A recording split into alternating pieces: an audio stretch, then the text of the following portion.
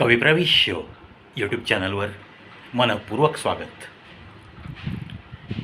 मित्रांनो, पुणे जिल्हा चिखली गाव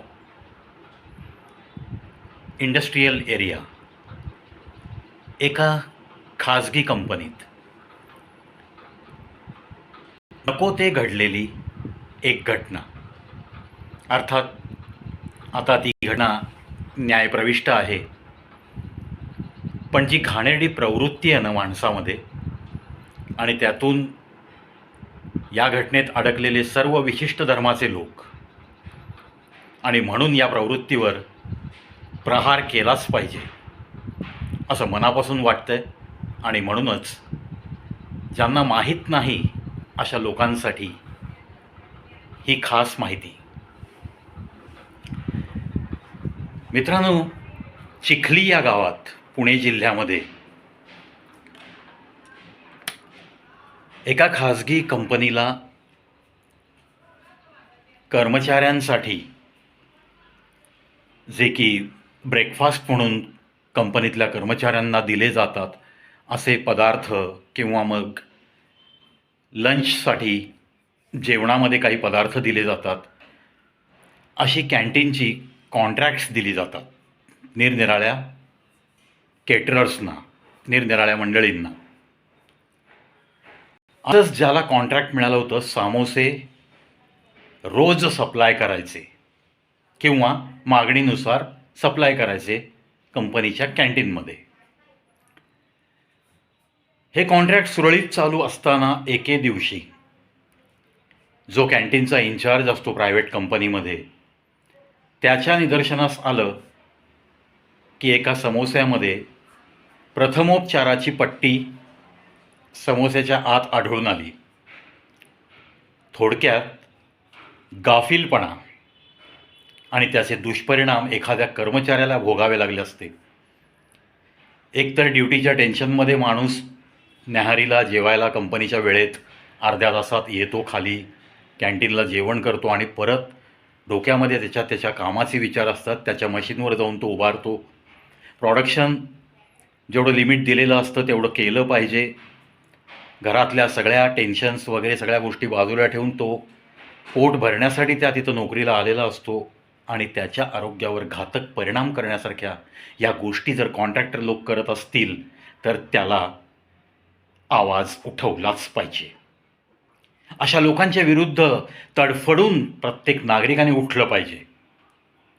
बरं, गोष्ट एवढ्यावर झाली की त्या व्यक्तीचं कॉन्ट्रॅक्ट रद्द केलं गेलं.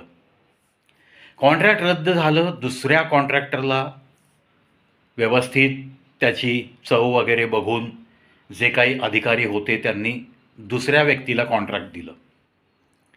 त्याचं सुरळीत चालू झालं. चांगली क्वालिटी तो देत होता.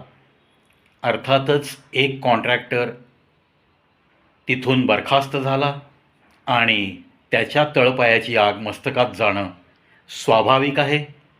त्यातून एका विशिष्ट धर्माच्या लोकांचं ते कॉन्ट्रॅक्ट होतं, आणि नंतर आलेला व्यक्ती व्यवस्थित सर्व्हिस देतोय हे त्यांना पाहवलं नाही. आणि मग त्यांनी नको ते चाल खेळायला सुरुवात केली. काय करावं त्यांनी? त्यांच्याकडं पूर्वी कामाला असलेल्या 2-3 विशिष्ट धर्माच्या लोकांना त्या कॉन्ट्रॅक्टरकडं कामाला पाठवलं. आता ह्या कॉन्ट्रॅक्टरची पहिली चूक झाली की ही मंडळी कुठे होती कामाला, यांची नावं गावं पत्ते काय आहेत, यांचं एकंदरीत बॅकग्राऊंड काय आहे, याची शहानिशा न करता त्यांनी ह्यांना कामावर घेतलं आणि तिथंच घात झाला. मग ह्या लोकांना सगळं पडवून पाठवलं होतं कि हमारा कॉन्ट्रैक्ट रद्द होने के बाद इसे कॉन्ट्रैक्ट मिला है, तो अब इसका रद्द होने जैसी सब हरकतें करनी पड़ेगी. आणि मग काय काय करायचं त्यांना सांगून पाठवलेलं.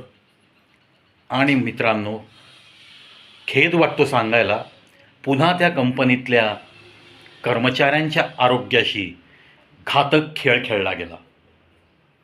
आणि समोस्यामध्ये चक्क पान मसाला, तंबाखू, निरोधचे तुकडे, दगड, छोटे छोटे कंकर ज्याला म्हणतो आपण, अशा नको त्या वस्तू त्या समोस्यामध्ये घातल्या गेल्या.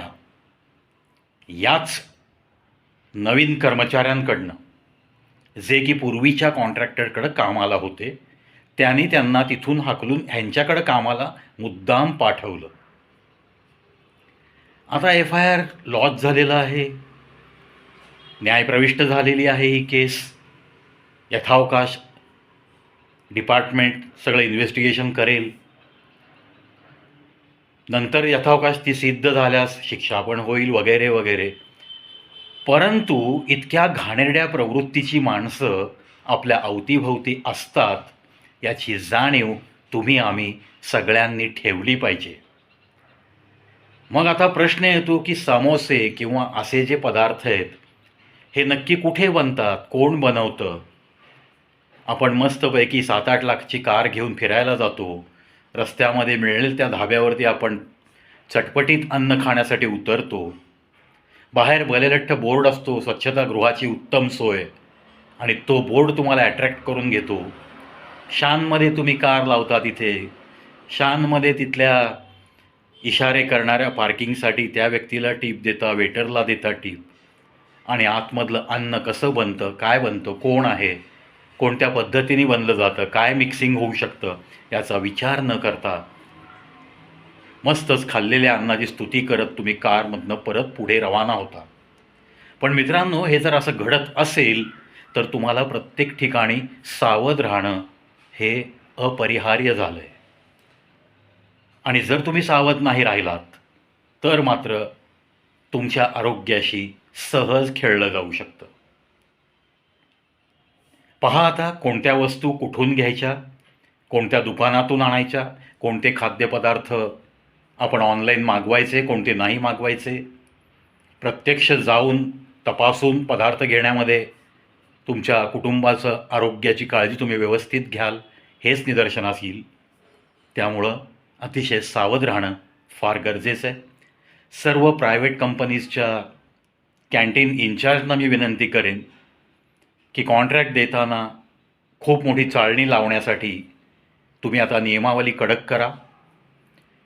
पदार्थ शक्यतो बाहेरून मागवू नका. तुमच्या कॅन्टीनमध्ये बनवणं हेच तुम्ही त्यांना प्रकर्षाने कंपल्शन करा.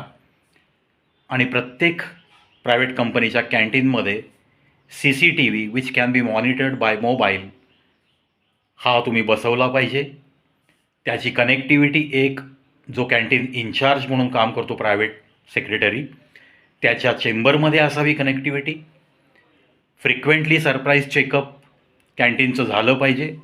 स्वच्छतेचे नॉर्म्स पाळले जातात की नाही, प्रत्यक्ष पदार्थ बनताना त्या इन्चार्जनी उभं राहिलं पाहिजे. अशा काही गोष्टी तुम्हाला इम्प्लिमेंट कराव्या लागतील, तरच आपल्या भारतीय अर्थव्यवस्थेचा जो पाया आहे, कामगार वर्ग, कर्मचारी वर्ग यांचं आरोग्य अबाधित राखण्यासाठी या गोष्टी अत्यंत महत्त्वाच्या आहे. आज चिखलीमध्ये घडलं आहे असं कितीतरी प्रायव्हेट कंपनींच्या बाबतीत घडून गेलेलं असावं, घडत असेल. आता या सगळ्या गोष्टींचा उहापोह होणं स्वाभाविक आहे. म्हणून सगळीकडेच अशा पद्धतीने चेकिंग जर त्या कंपनीच्या मालकांनी सुरू केलं, मॉनिटरिंग अशा पद्धतीने जर केलं गेलं, तरच अशा अनिष्ट प्रवृत्ती पुन्हा जन्माला येणार नाहीत, आणि आल्या तरी त्याच ठिकाणी ताबडतोब ठेचल्या जातील अशी अपेक्षा मी बाळगतो.